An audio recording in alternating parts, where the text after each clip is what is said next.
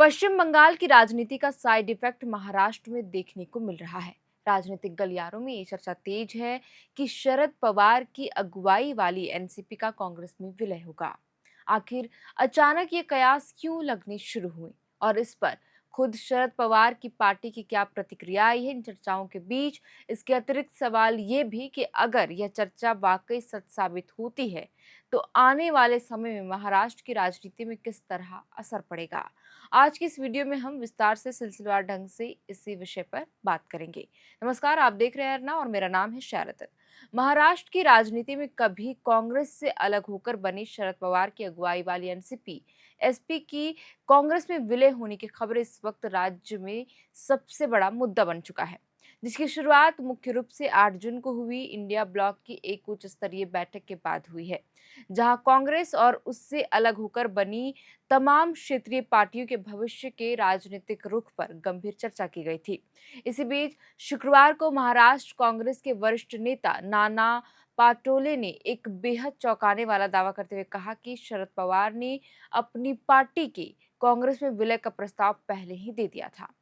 पाटोले ने के मुताबिक यह प्रस्ताव साल 2023 में अजित पवार की बगावत और उनके महायुति सरकार में शामिल होने के तुरंत बाद का है, लेकिन कुछ तकनीकी और राजनीतिक वजहों से इस पर अंतिम फैसला लेने में देरी हुई। हालांकि नाना पाटोले के इस दावे के तुरंत बाद शुक्रवार को ही शरद पवार की पार्टी की तरफ से आधिकारिक तौर पर इसे खारिज कर दिया गया। एनसीपी के अध्यक्ष शशिकांत शिंदे ने शुक्रवार को कहा, मुझे ऐसी कोई जानकारी नहीं मिली है, इस खबर में कोई सच्चाई नहीं है। उन्होंने आगे कहा कि एनसीपी सेवा ने गुरुवार को मुंबई में एक बैठक की थी, जिसमें राष्ट्रीय अध्यक्ष शरद पवार भी मौजूद थी, लेकिन विलय जैसी कोई भी चर्चा नहीं की गई। हालांकि एनसीपी शरद चंद्र पवार के वरिष्ठ नेता अंकुश काकड़े ने कहा कि सभी वामपंथी दलों का एकजुट होना समय की मांग है।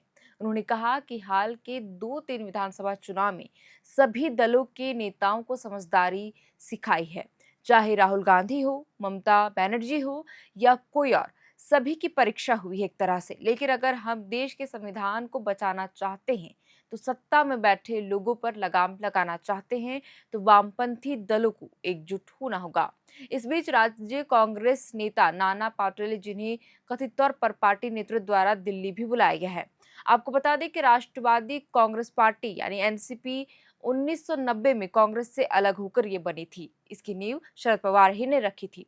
हालांकि इसने एक अलग राजनीतिक पहचान बनाई, लेकिन एनसीपी ने लगातार दावा किया कि दोनों पार्टियों के वैचारिक रुख काफी हद तक एक जैसे रहे। 2014 को छोड़कर कांग्रेस और एनसीपी ने ज्यादातर चुनाव एक साथ लड़े और 1999 के बाद से सत्ता को साझा भी किया।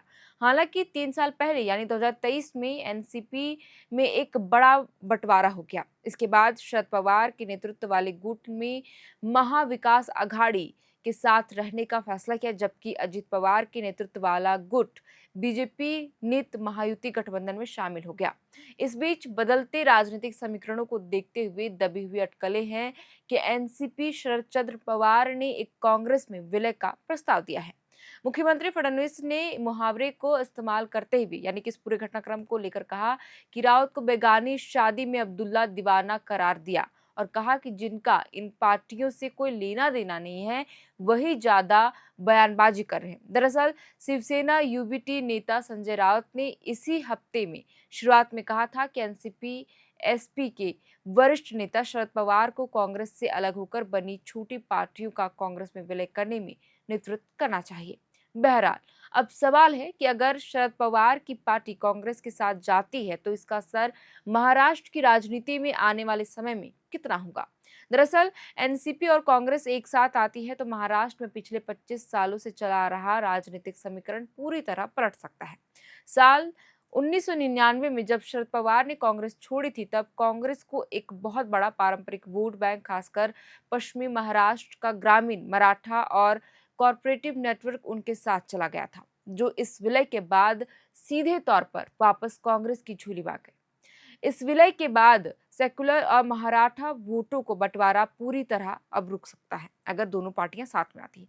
तो ये सारा पुराना और मजबूत वोट बैंक सीधे कांग्रेस के पाले में आ जाएगा, जिससे बीजेपी विरोधी वोट एक हो जाएंगे और सत्ता में बैठी महायुति सरकार को तगड़ी टक्कर मिल सकती है। इसके साथ ही विपक्ष के महाविकास अघाड़ी गठबंधन के अंदर भी पूरा खेल बदल जाएगा।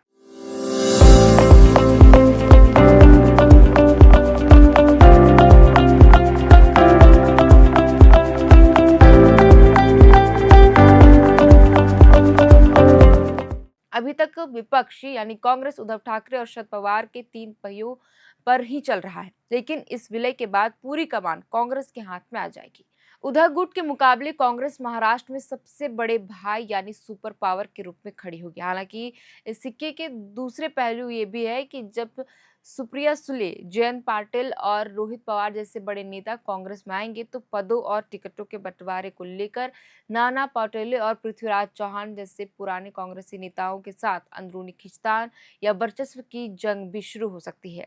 सीधे और आसान शब्दों में कहे तो यह फैसला एक तरफ जहां अजित पवार और एकनाथ शिंदे के गुट के लिए अपना वजूद बचाने का संकट खड़ा कर देगा, वहीं दूसरी तरफ महाराष्ट्र की राजनीति को फिर से पुराने दिनों की तरह सीधे बीजेपी बनाम कांग्रेस की आमने सामने की सीधी लड़ाई में बदल सकता है।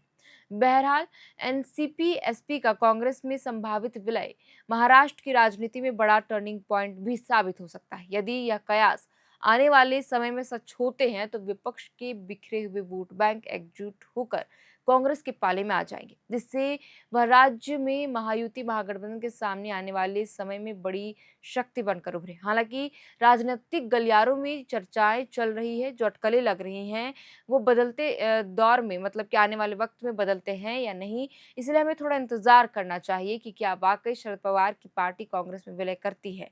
आपको क्या लगता है, महाराष्ट्र की जो राजनीति में इस वक्त जो अटकलें और कयास लग रहे हैं शरद पवार की एनसीपी को लेकर के कि वो कांग्रेस में विलय होगी, और अगर होती है तो क्या समीकरण बदल सकते हैं? आपको क्या लगता है? आप हमें अपनी राय कमेंट बॉक्स पर लिखकर जरूर बताएं। आप देख रहे थे ना, मेरा नाम है शैतन, कैमरे के पीछे मौजूद है हमारी सहयोगी सुमन। बहुत बहुत शुक्रिया। FRP pressure vessels are made using fiber reinforced plastic, a powerful combination of high strength glass fibers and corrosion resistant resin. At Duraplast, we manufacture these vessels using advanced filament winding technology. Layer by layer, resin-coated glass fibers are precisely wound over a rotating mold, creating a structure that is lightweight, high strength, and built to handle pressure. The result? Superior corrosion resistance, longer lifespan, lower maintenance costs for industries that demand performance without compromise. For customized FRP pressure vessel solutions,